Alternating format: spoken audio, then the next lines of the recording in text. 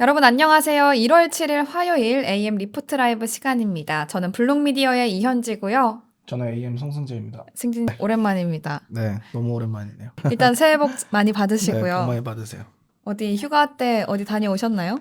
네, 가까운데 어디 놀러 갔다 오셨어요? 다녀왔습니다. 그냥 쉬다 왔습니다. 어차피 연말에 네. 시장이 심심했으니까 나도 좀 쉬어도 되겠다. 이런 휴가였나요? 그쵸. 원래 보통 그 증시 뭐 기관 트레이더들도 휴가 갔다 오거든요. 딱 연말에요? 연말 연초. 어. 포트폴리오 다 정리하고. 승진도 다 정리하셨나요? 아니, 전 가지고 있었죠. 코인은 그렇지 않다. 그쵸. 코인의 휴가는 없죠. 그러면 휴가 가서도 또 차트 보고. 그쵸. 네. 워낙에 중요한 자리였기 때문에. 네. 아니, 그 중요한 자리, 승재님의 고견이 필요했는데, 제가 어제 승재님한테 내일 만나요 하면서 제 포트폴리오 AS 해주셔야 된다고. 그러니까 이게 저번 주에 제가 라이브 참여했으면은 딱 자리가 괜찮았는데. 그럼 아쉽네요. 제가 그럴 때 겐톡이라도 해달라 했잖아요. 그러니까요. 다음부터는 그렇게 하겠습니다. 네. 네, 오늘도 야나님, 도준님, 홍종현님, 루이스님, 루비님 함께 해주시고 계십니다. 여러분 감사합니다. 저희가 이 홍종현님의 닉네임을 보고 사담으로 방송 전에 좀 준비를 하고 있었는데, 저랑 승재님이 1살 차이밖에 안 나서 저희만의 우리 결혼했어요 추억에 젖어가지고 홍종현이라는 모델이 있지 않았나요로 시작했다가 또 우결 얘기를 했는데, 저희 시청자분들은 우결 세대이실지 그렇지 않을까요? 짝 세대이실지 짝 아세요? 짝? 딱 알죠. 네. 저도 짝은 열혈 시청을 하거나 한 적은 없고 네, 저도 본 적은 없어요. 그냥 지금 하고 있는 나는 솔로가 짝 제작진이 그래요? 다시 만든 거다 뭐 이런 얘기를 본 것 같은데, 그냥 저희의 사담을 짧게 나눠봤고요.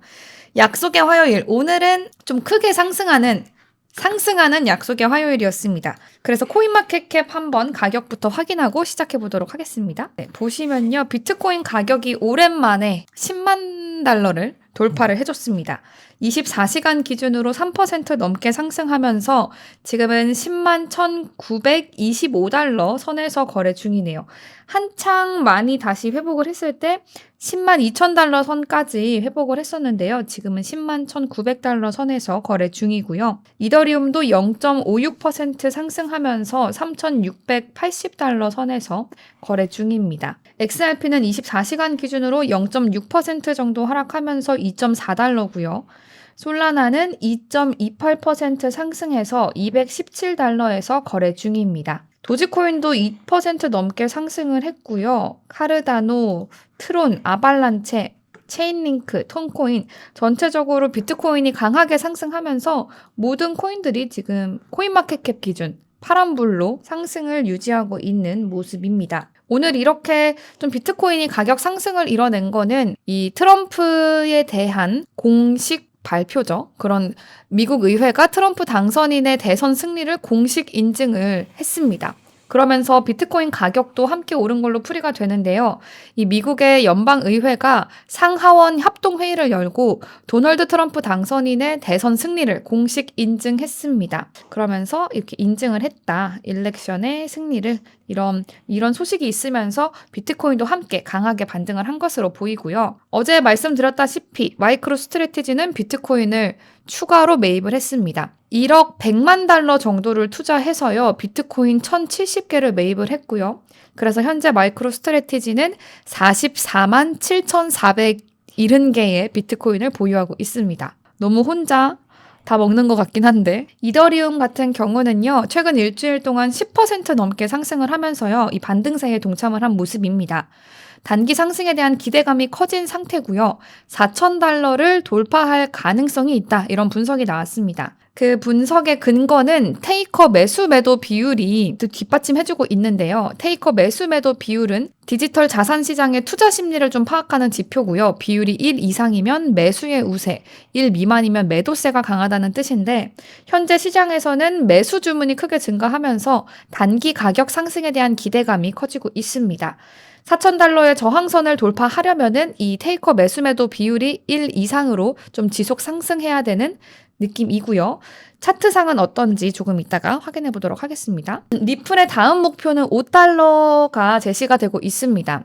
그러니까 XRP 대 테더, XRP 테더 페어에서 그 무기한 선물 차트에서 하락 채널 패턴을 돌파한 모습이 포착됐다. 이런 분석인데요. 이렇게 오랜 시간 갖고 왔던 하락 채널이 돌파가 됐다.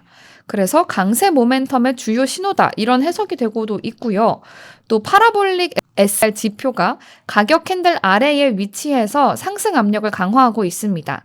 이 파라볼릭 SRA 지표는 시장의 추세 전환과 잠재적 전환점을 파악하는 데 사용되는 지표고요. 손절매와 추세 반전을 동시에 나타내는 지표라서 보통 가격 아래에 있으면 지지선 역할을 하고 있기 때문에 SEC와의 이제 소송의 끝을 향해 가고 있는 XRP의 전망도 좀 긍정적으로 해석되고 있습니다. 솔라나도 주요 지지선을 회복하면서 강한 반등 가능성을 보여주고 있습니다.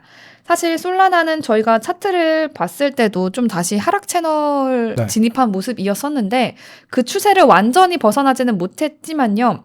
솔라나가 주간과 월간 주요 지지선을 되찾으면서 강한 상승 신호를 보이고 있다. 이런 분석이 나왔습니다. 4시간 200일 이동평균선 위에서 거래가 되고 있으면서 단기적으로도 상승 구조를 유지하고는 있지만요. 중요한 거는 그 하락 채널을 11월 말부터 이어진 하락 채널을 좀 벗어나는 게 중요하겠고요.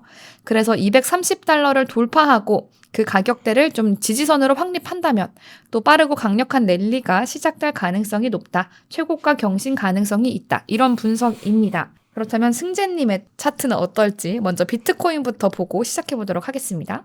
네, 먼저 일봉부터 보도록 할게요. 지금 일단은 이번에 반등이 이미 다 나와가지고 지금 뭐 크게 분석할 게 없어요? 말씀이 왜냐면은 지난주쯤이었으면은 딱 아주 좋았을 것 같은데 지난주였으면 한 요 정도쯤 위치에 있었겠죠. 뭐 93,000, 94,000.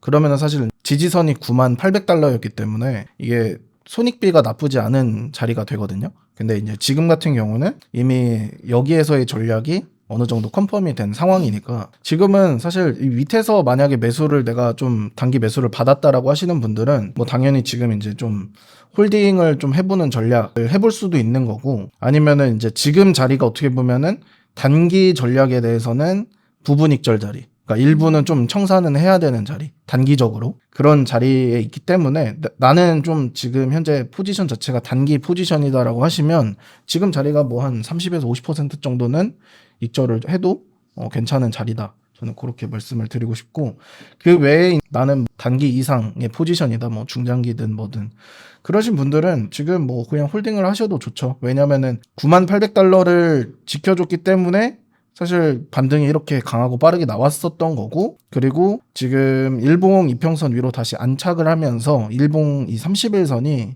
다시 이 상향 추세로 전환될 가능성을 또 보이고 있어요.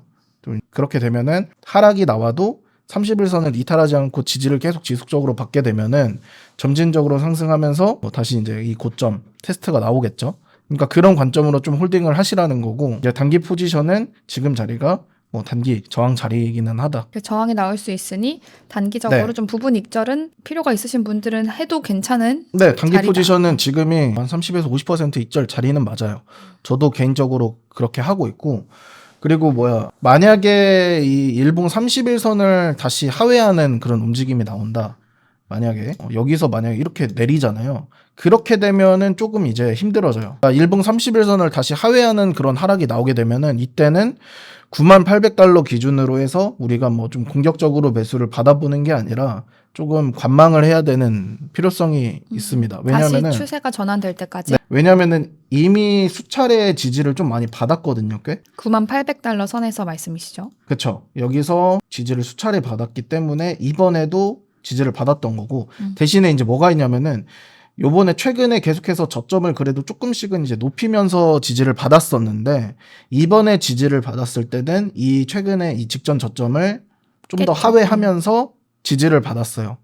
이랬다라는 거는 사실 이 매수의 힘이 어느 정도 조금 많이 빠졌다라고 우리가 판단을 하게 되거든요. 근데 이제 이런 상승 다이버전스 여러 가지 것들로 인해서 크게 반등은 나왔으니까 일단은 홀딩을 해보는데 만약에 이 자리에 다시 온다. 다시 일봉 60일선을 위협을 한다. 근데 만약에 여기로 이제 다시 오게 되면은 이때는 조금 일봉 90일선까지도 이탈할 수 있는 그런 가능성을 좀 열어두고 대응을 해야 되고요.